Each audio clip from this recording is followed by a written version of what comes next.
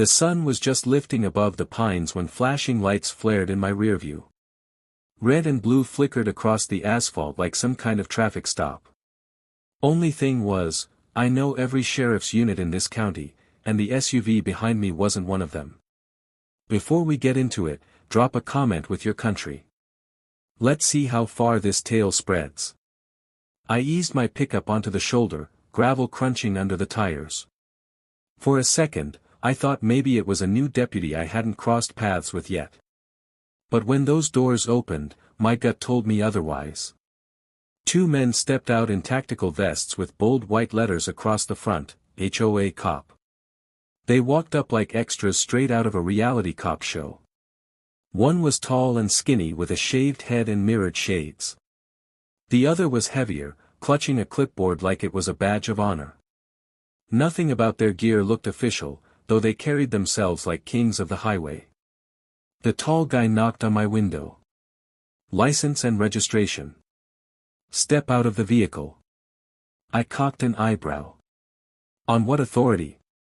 You're in violation of HOA ordinances, he said flatly.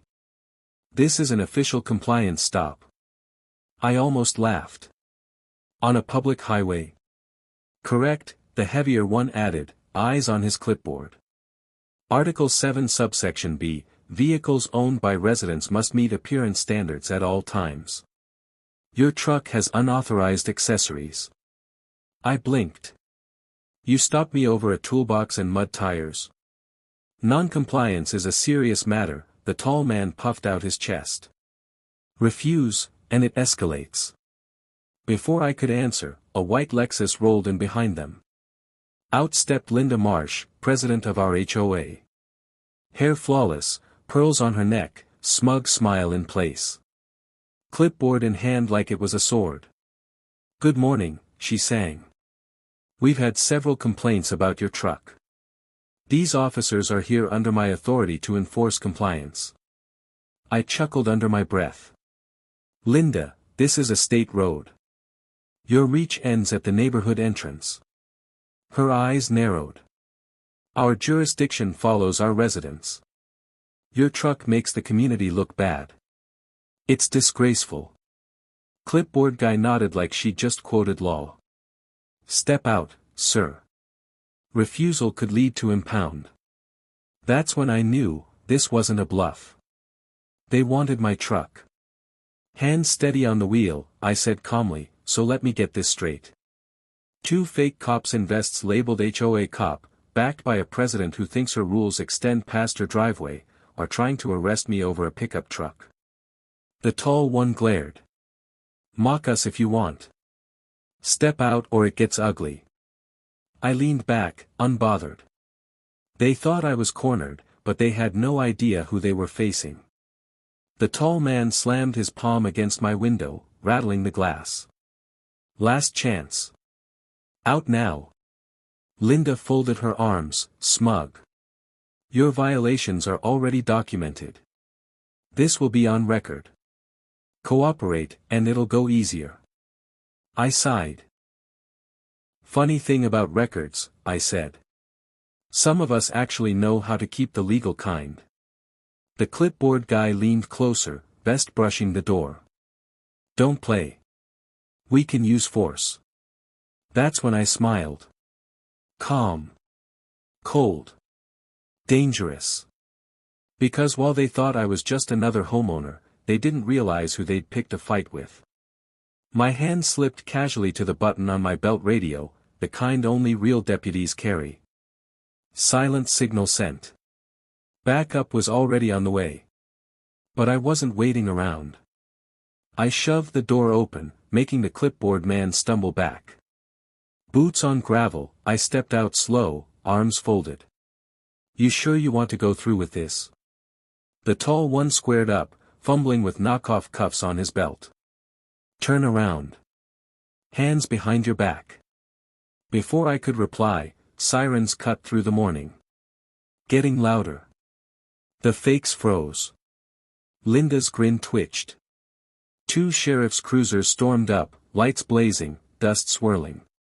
Deputies stepped out, relaxed hands on their holsters. Boss, Morales called, eyes moving between me and the imposters. Want to tell me why these clowns have you pulled over? I nodded toward them. They call themselves HOA cops. Claimed they were arresting me for a mailbox violation. Said my truck embarrassed the neighborhood. Morales raised a brow, barely hiding a grin. On a state highway? Clipboard man stuttered. We were enforcing standards. The tall one jabbed at me. He resisted a lawful order. Obstruction. Morales laughed. Lawful? Buddy, that vest is from the internet. That's impersonation. Linda jumped in, clutching her clipboard. This is a misunderstanding. They're authorized by the board. Ma'am, Morales cut her sharp. HOA has zero power outside its streets. And it doesn't get to pull traffic stops. If you're hooked on this HOA madness, hit like and subscribe, it only gets crazier. The two fakes exchanged worried looks, bravado draining away. I stepped closer. You thought you could bully me. But you chose the wrong guy. You pretended to be cops, while the real sheriff sat behind the wheel. Red and blue lights washed over them, a preview of their future ride. Linda's confidence cracked. Morales yanked the fake badge from the tall man's vest, holding it to the sun. This wouldn't pass as a Halloween prop. The man stammered. We were authorized. Save it, Morales snapped. You're under arrest. Impersonating officers. Unlawful detention. Coercion. He locked real cuffs on the man. Clipboard guy turned pale. Linda shrieked. You can't do this. The HOA backs them. I looked at her coolly. Linda, HOA doesn't outrank state law. And since your name's all over those papers, you're in it too, harassment, fraud, conspiracy. Her jaw worked, no smug lines left. Minutes later, the fake cops were stuffed into cruisers, vests bagged as evidence. Linda was cited, clipboard seized. But it didn't stop there.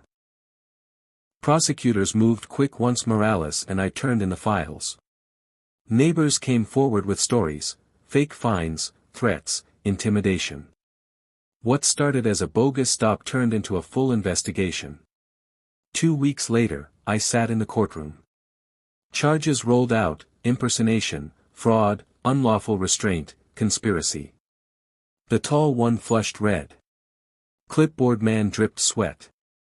Linda sat stiff, purse clutched. The judge didn't flinch. Bailiffs, take them. Gasps echoed. Some neighbors clapped softly. They'd lived under fake tickets and threats for months. Now, justice flipped the script. By week's end, the imposters were sentenced and fined.